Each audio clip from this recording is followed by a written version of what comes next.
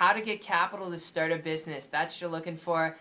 Really exciting search. I'm excited for you. I can help you out with this. My name's Brando Olynyk, and there's a couple different approaches you can take when it comes to actually getting capital to start your own business. And you know, the first two that I'm going to share with you, they're pretty common. They're something that a lot of people do, which is getting a loan, all right, a form of getting capital, and getting a grant. And those two, they're a whole nother process, things to be aware of, things to consider. I'm not going to break them down in this video because I wouldn't advise you to strap either of those ball and chains to your leg because I've had friends who have taken, 30 years to pay off, their loans, and they've waited, 3 years to get a grant, and they only got a little bit of money, and I just wouldn't advise you to do it.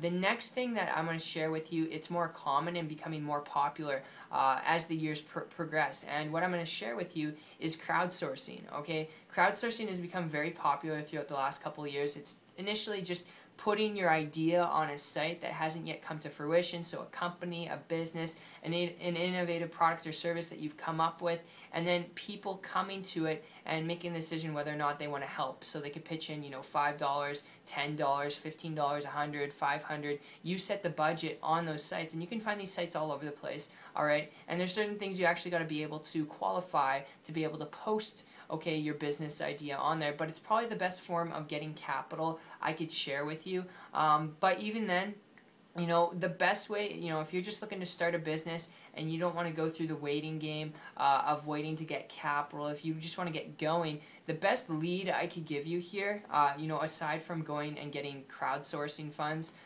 is the internet, all right? Starting an internet business. This is what I transitioned over to going back about 12 months ago after running traditional brick and mortar business for the last 3 years, and I'll tell you, it's quite a relief. You can get started with very little money, and when you know what you're doing, you can create a very lucrative income on your time, on a time that works, without being on the computer all the time, without dealing with products, without doing things like building websites.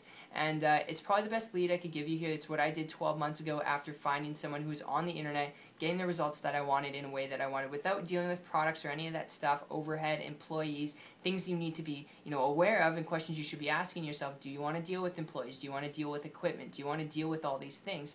And if you don't, if you want to use the internet, if you want to leverage yourself, and this is of interest to you, check out my site. It's 123marketingtips.com. I'll drop a link down below. What you'll see there is two things. The first is a 4-minute video from my business partner breaking down the ins and outs of how you can use the internet to get the results that you want on a part-time basis, full-time basis, a time that you want. And then after that, you'll see testimonials from people who I personally have worked with who have made, $100 in a day, $500 in a week, their very first week and very first day. Obviously, not going to guarantee you those results, just sharing with you what's possible if you've got a good work ethic and if you're willing to learn a few simple things. So if you're that person, I look forward to connecting with you. And my friend, I hope you got value out of this video. I look forward to seeing you on the beaches of the world this year. Take care.